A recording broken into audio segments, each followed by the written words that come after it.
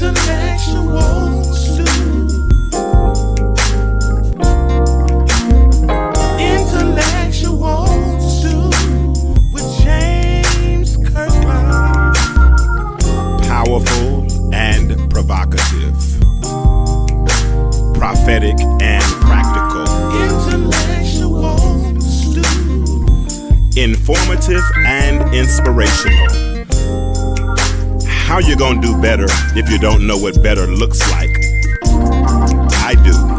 Intellectual stew. Come on, let's talk about it with me, the mind massager. Intellectual stew with James.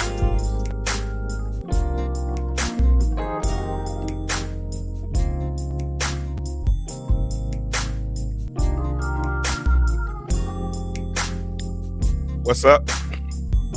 Make sure this microphone is working. Well, you can help me out.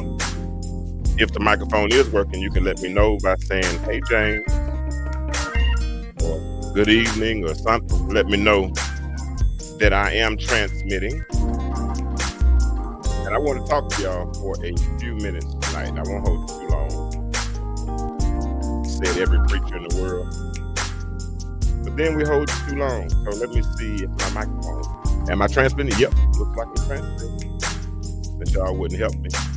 So what's up? What it do? Time for a little talk with James Kirkland of the Intellectual Stew.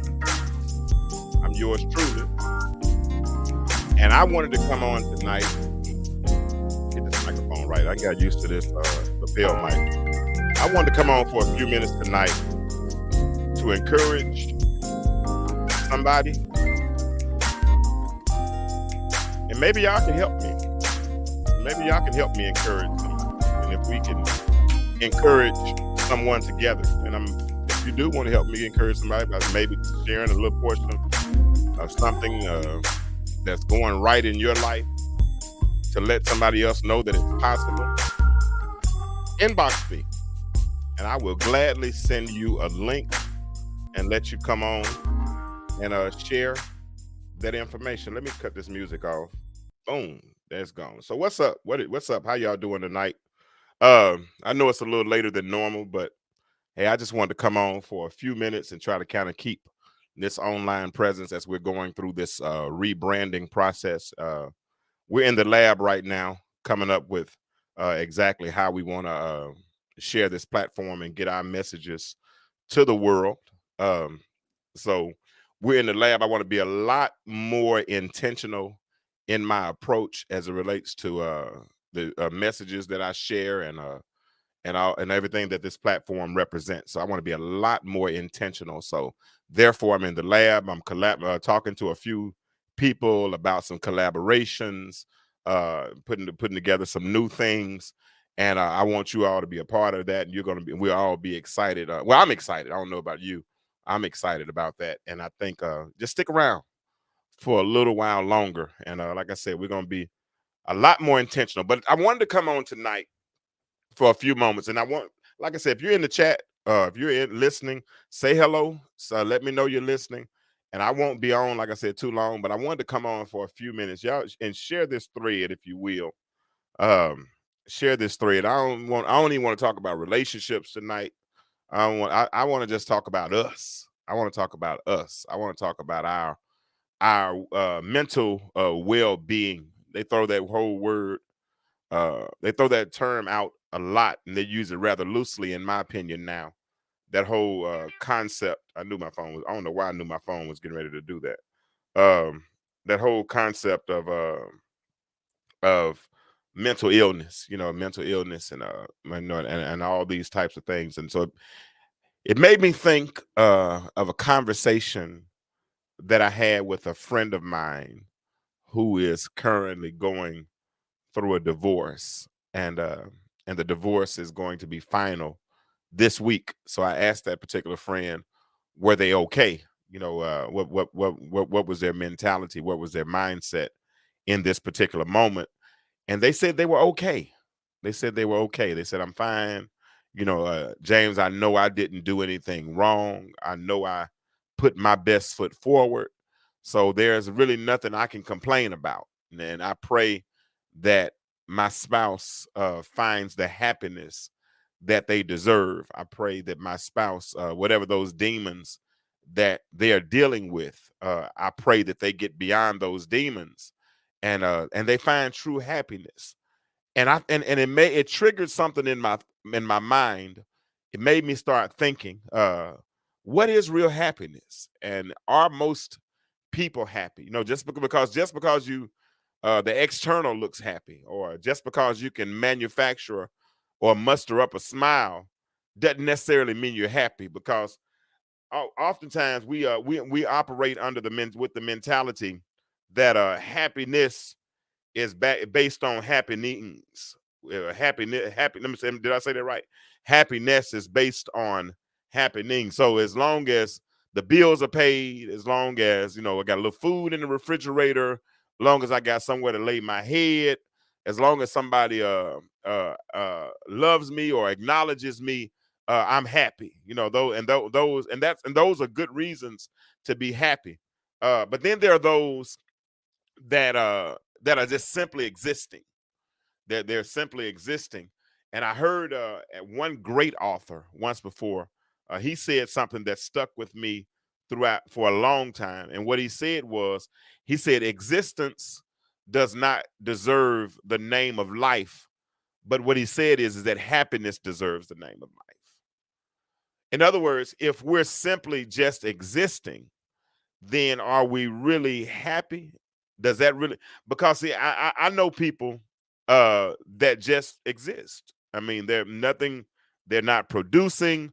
I mean, I mean, doesn't seem like they have friendships. They don't doesn't seem like they're relating to a lot of people. And because they're not relating to a lot of people, then then they think then they're just existing. Or then you have other people that have money in the bank, that have fine cars, that have houses and all those things, but can't go to bed at night. I never will forget.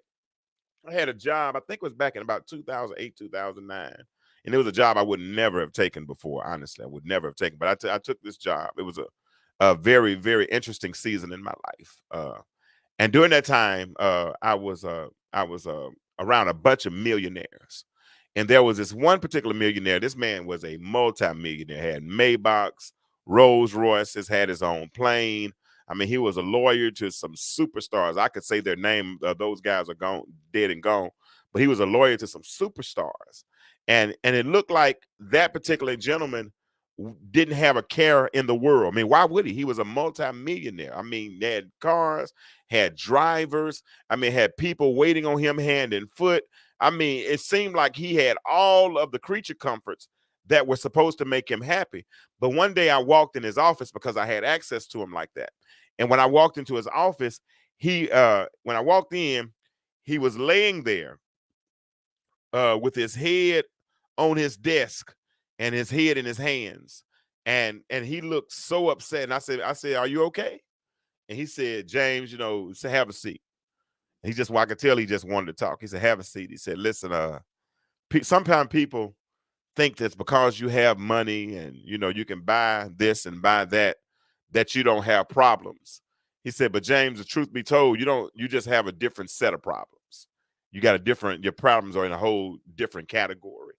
And it made me think, and I said, "You know what?" And I quoted the same quote that I just told you about about existence not deserving the name of life, and happiness deserving the name of life. And I asked him, I said, "Are you happy?"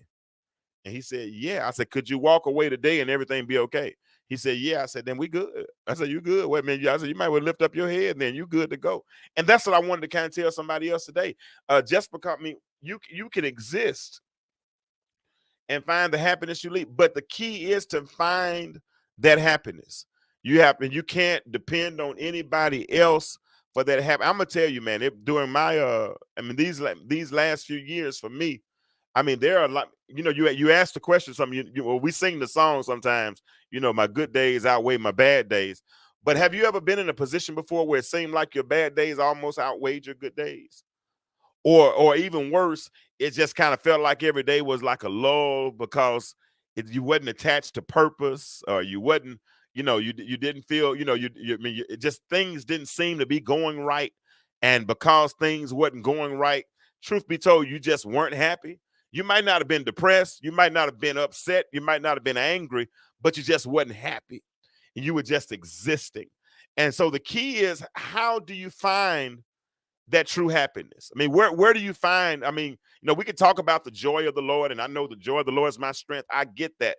But when I leave church, and I know I carry him everywhere I go, and I know he's omnipresent.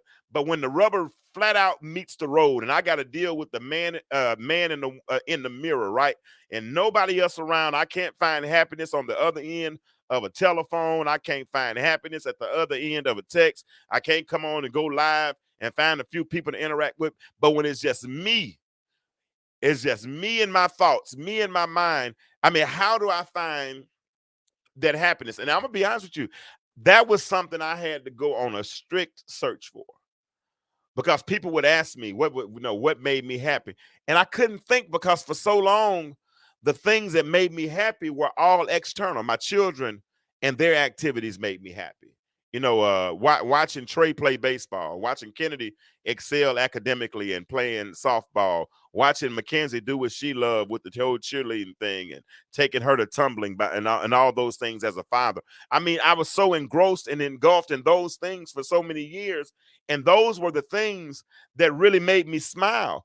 But after a divorce, and not having access to those on a daily. Now, they're my children. I'm their father. I know I'm as much their father when I'm not in the home. I get that.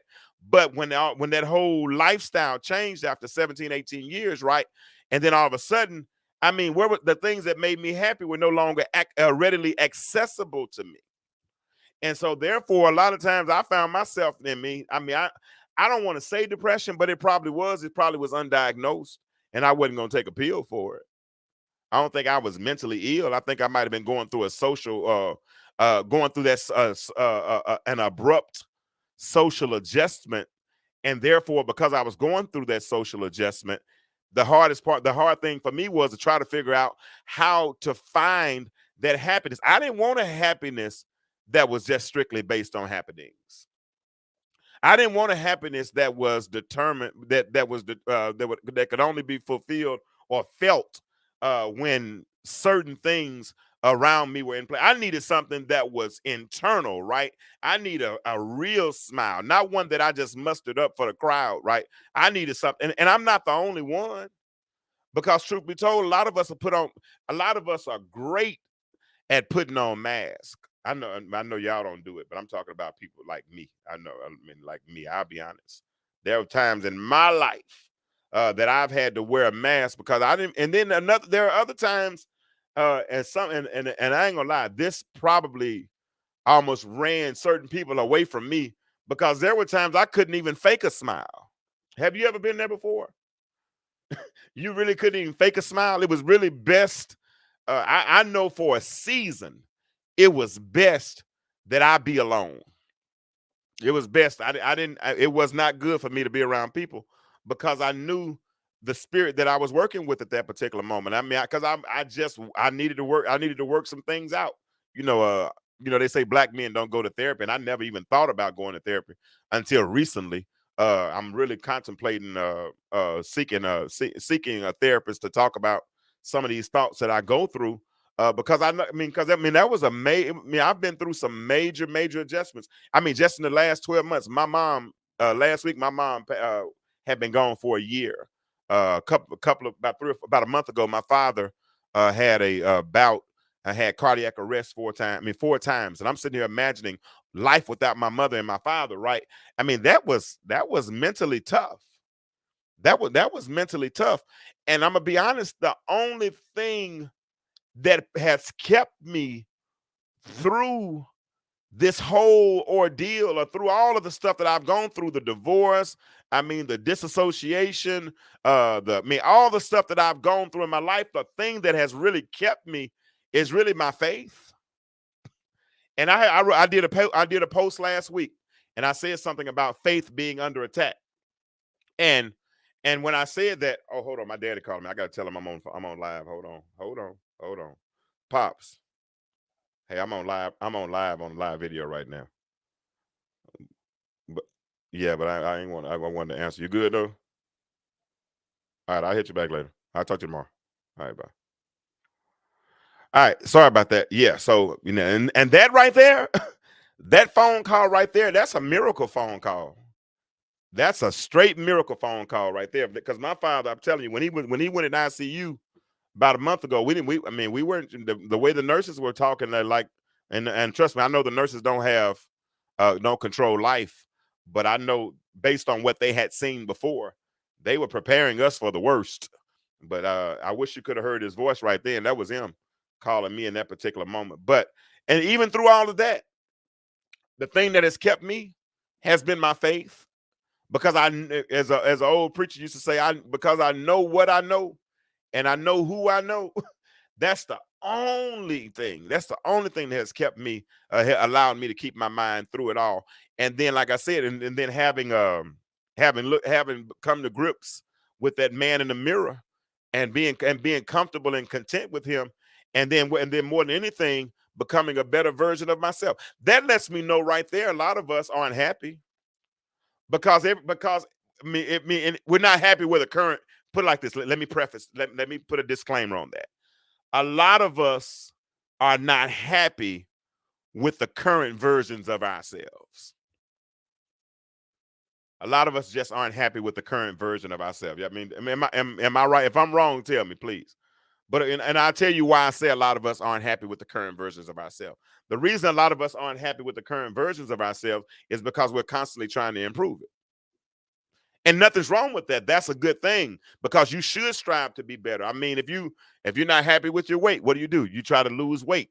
If you're not happy with how much money you get in the bank, what do? You try to save up your money. If you're not happy with your current job, you go get a certification, or you go get a little more education, or you apply for a higher position.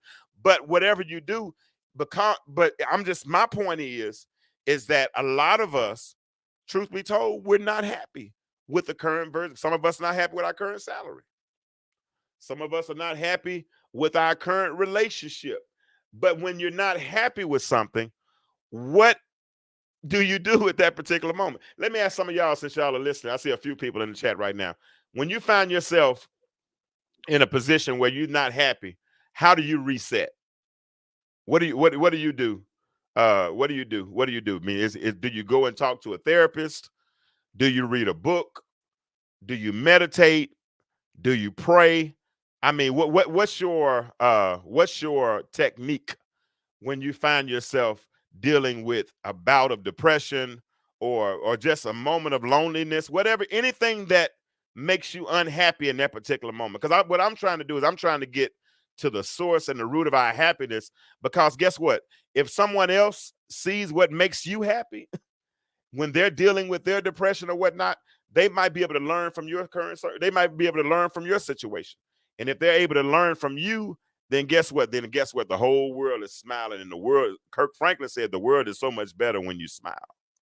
The world is so much better. But I'm talking about seeing some genuine smiles.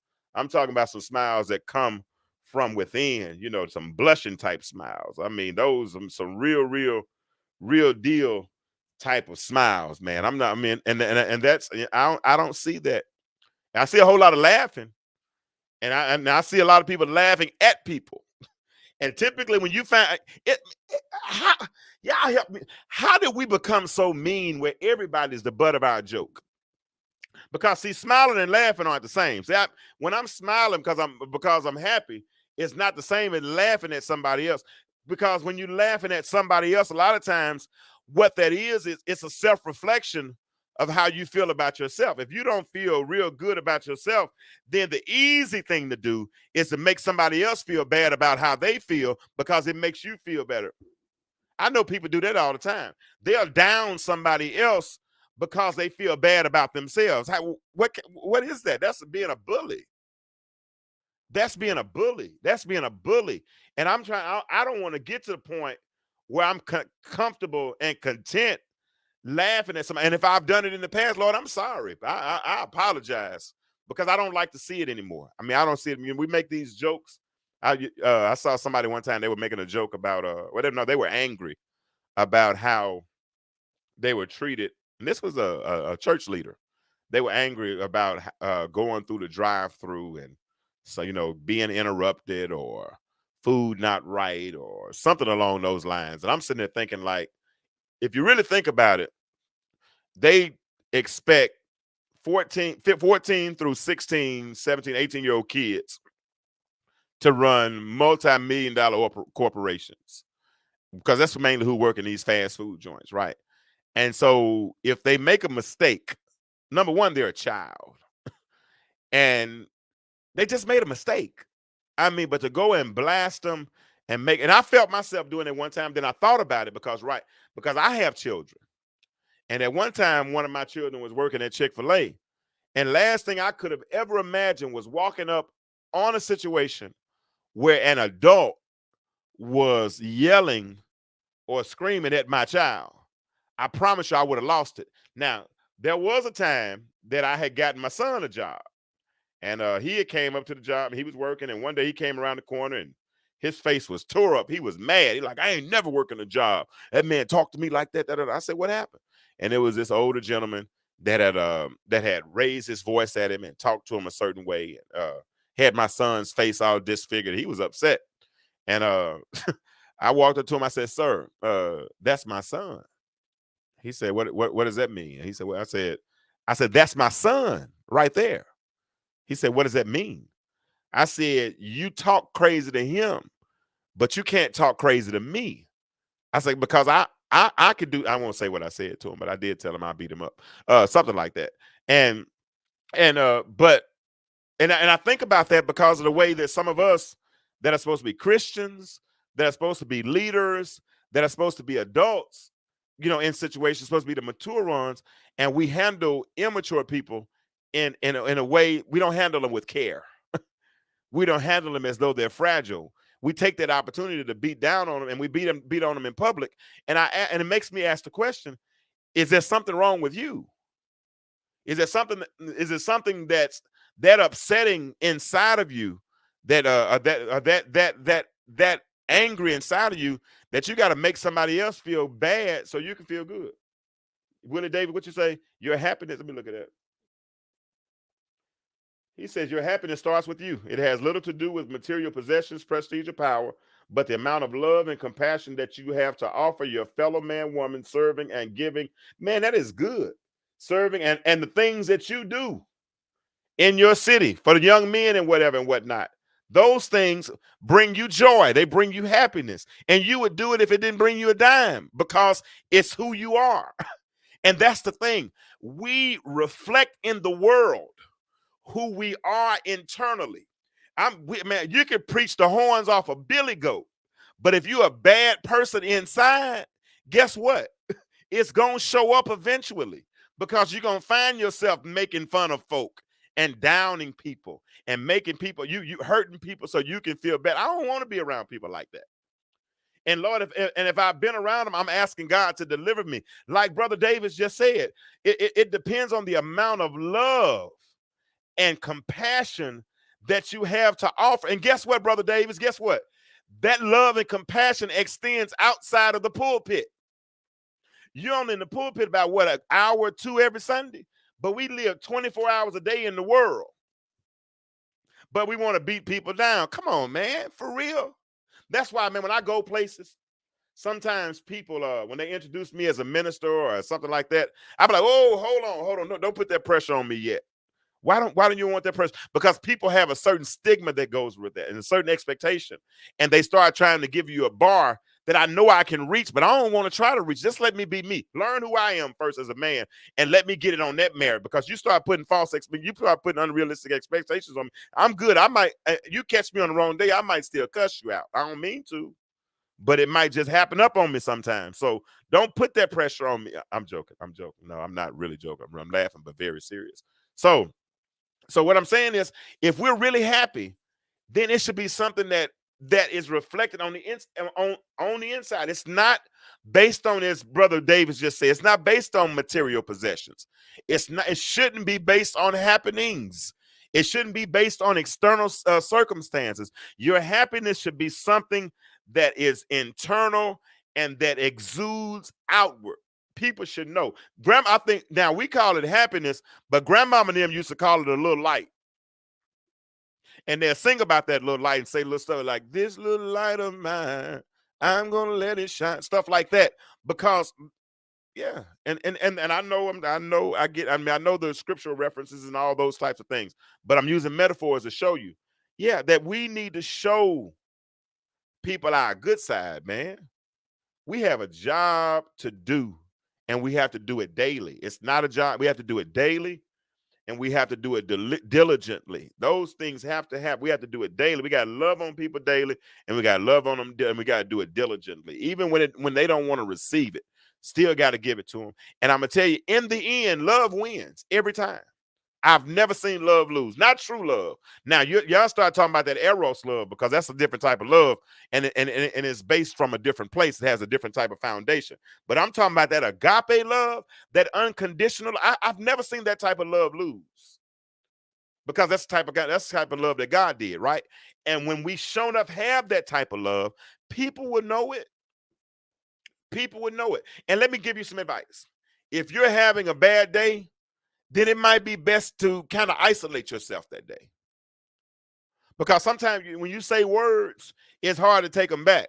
And I ain't gonna lie, James Kirkland, anybody that knows me knows I can be swift with this mouth, man. Swift. And as I mature, and I know I'm 50 years old, but I'm still growing every day. As I mature, I'm learning how not to use words as a weapon. I'm learning how to think before I talk. I'm learning. My daughter. Notice I said my daughter. My daughter taught me something. My 20-year-old. Is she count as kid? 20-year-old. She talked about one time we were having a family conversation, and the words, some of the words kind of got a little out of whack. And one of the people in the conversation said something like, well, that wasn't my intention. And my daughter said, well, intention and impact are not the same thing. So you can have a certain intention when you say something, but if you don't consider the impact of what you're getting ready to say, then that's a problem. Because you can have good intentions, but have a bad impact because you didn't think about the outcome of what you're going to say. And you got to be careful, especially if you're in leadership. And all of us, even if we're not in leadership, we're still influencing somebody. You influence somebody every day. You influence people on your job.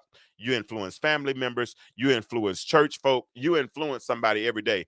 And with that being said, you have to be careful with your words. Yeah. So here it is. Existence. Matthew Henry. Let me put it out. Let me put it on the screen for those that might have just came in. This is it. This is it. Just so we know. And I appreciate you, Brother Davis, for what you just said a moment ago. But let me see did I make it? I thought I made that banner. If I didn't, I'm gonna make it again. I'm getting old, y'all. I'm getting old. Existence. How do you spell existence?